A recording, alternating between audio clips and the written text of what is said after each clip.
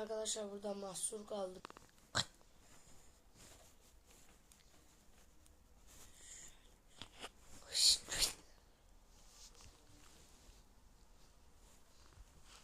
Arkadaşlar burada kaldık.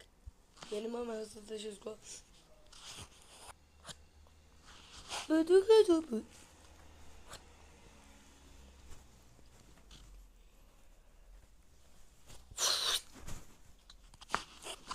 Arkadaşlar lütfen bana yardım edin. Bari bu oturayım ya. Tırmananla ezemiyoruz ki.